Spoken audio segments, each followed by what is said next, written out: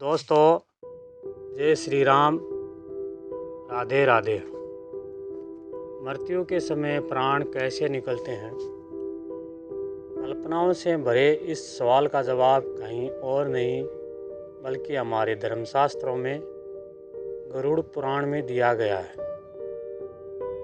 हिंदू धर्म के 18 पुराणों में से एक गरुड़ पुराण, उसमें बताया गया है जिस समय किसी की भी मृत्यु होने वाली होती है उस समय वो बोलने की बहुत कोशिश करता है लेकिन बोल नहीं पाता।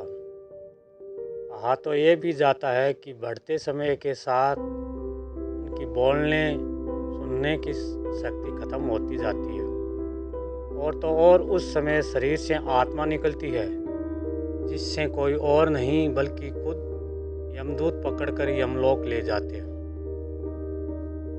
मरते समय आत्मा शरीर के 9 द्वारों में से किसी भी द्वार से शरीर छोड़ सकती है, लेकिन सोचने वाली बात है कि आपकी शरीर की आखिर वह कौन सी जगह है जिससे आत्मा बाहर निकलती है। तो ये 9 द्वार होते हैं, दोनों आँखें, दोनों कान, नाक के दोनों छिद्र और उत्सर्जन के अंग। जिस व्यक्ति ने पूरा जीवन सिर्फ अपने और अपने परिवार के लिए ही सोचा हो, जन कल्याण नहीं किया और सिर्फ पैसों के पीछे भागता रहा, उसके प्राण उत्सर्जन अंग से निकलते हैं। कहा जाता है कि ऐसे व्यक्ति जिनके मन में गंदे विचार रहते हैं, ऐसे लोगों की मृत्यु आती है तब यमदूतों को देखते ही वो घबरा जाते हैं और उनके प्राण नीचे की ओर सरकने लगते हैं। इसके बाद प्राणवायु नीचे के रास्ते से निकल जाती है। प्राणवायु के साथ अंगूठे के आकार का एक अदृश्य जीव निकलता है। यमराज के दूत उसके गले में पास बांध देते हैं और अपने साथ यमलोक लेकर जाते हैं। इस तरह की मृत्यु पापी व्यक्ति की मानी जाती है। जो लोग दुनिया की मोह माया में फंसे रहते हैं और उनके अंदर जीने की तमन्ना बहुत ज़्यादा होती है, इसके साथ ही परिवारजनों का भी मोह माया वो सब उसके साथ रहता है। ऐसे लोग जब मौत पास आती है तब उनकी आंखें काम करना बंद कर देती हैं, साथ ही साथ कान से सुनाई देना भी बंद हो जाता है और वो चाह कर भी किसी से कुछ नहीं बोल पाते। ऐसे लोग परिवार से जुड़े मोह के दागों के चलते अपने प्राण नहीं छोड़ना चाहते हैं, जिसके बाद यमराज के दूत को आंखों से बलपूर्वक उनके प्राण निकालने पड़ते हैं, जिनकी वजह से उनकी आंखें उल्ट जाती हैं। दोस्तों, गरुड़ पुराण में उन लोगों के मौत के बारे में भी बताया गया है जो आजीवन धर्म के रास्ते पर चलते हैं। आपने कई बार देखा होगा कि मौत के बाद कई शव के मुंह टेढ़े हो जाते हैं। बता दें, ऐसा उन लोगों के साथ होता है जिनके प्राण मुंह से निकलते हैं। इसको बहुत ही शुभ माना जाता है। इसके साथ ही इन लोगों को यमलोक में कष्ट भी नहीं भोगने पड़ते हैं। वहीं शास्त्रों में नाक से प्राणों का निकलना भी बहुत शुभ बताया गया है।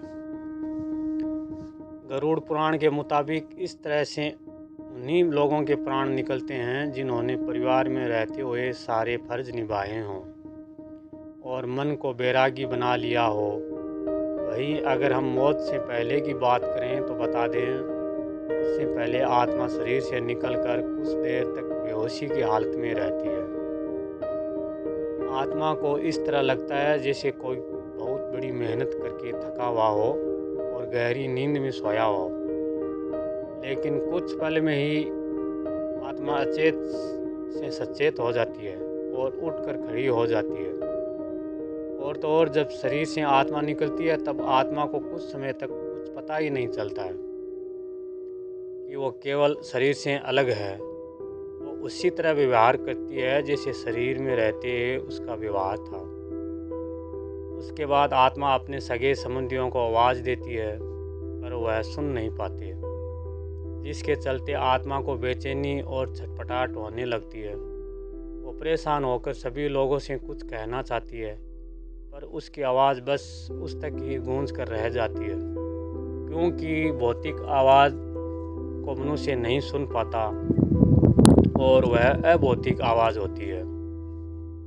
इतना ही नहीं, शरीर के मृत हो जाने पर आत्मा अपने परिजनों को रोते बिलखते देखकर दुखी होती है और खुद भी दुख से परेशान होकर रोती है, लेकिन उसके बस में कुछ नहीं होता। वो लाचार होकर सब कुछ देखने और अपने जीवन काल में किए कर्मों को याद करके दुखी होती है। जिसके बाद यम के दूत आत्मा से कहते हैं कि चलो, अब यहाँ से चलने का समय आ गया है, और उनके कर्मों के अनुसार उसे लेकर यम मार्ग की ओर चल पड़ते हैं। इतना ही नहीं, मौत के आगे के सफ़र के बारे में भी गरुड़ पुराण में बताया गया है। कहा जाता है कि मृत्यु के बाद मनुष्य के कर्मों के हिसाब से उसे स्वर्ग या नरक मिलता है। सबसे पहले मृत्यु के बाद आत्मा को यमदूत केवल 24 घंटों के लिए ही यमलोक ले जाते हैं, और इन 24 घंटों के दौरान आत्मा को उसके द्वारा किए गए सभी पाप पुण्य दिखाए जाते हैं। इसके बाद उस आत्मा को फिर से वहीं छोड़ दिया जाता है जहां उसने अपने प्राणों को त्याग किया था।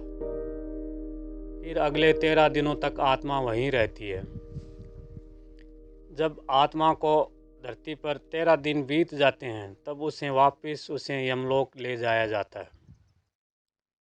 मृत्यु के बाद जीवात्मा को यमलोक के मार्ग में कई तरह की बाधाओं का सामना करना पड़ता है। जो लोग अच्छी आत्माएं होती है, उन्हें इस बाधाओं से कोई फर्क नहीं पड़ता। वहीं बुरी आत्माओं को कई प्रकार की यातनाओं का सामना करना पड़ता है। तो दोस्तों, आज आपने जाना कि किस तरह मौत आती है और कहाँ से प्राण निकलते हैं और आत्मा के साथ क्या होता है। अगर आपको यह जानकारी अच्छी लगी तो वीडियो को लाइक करना और चैनल को सब्सक्राइब करना। धन्यवाद।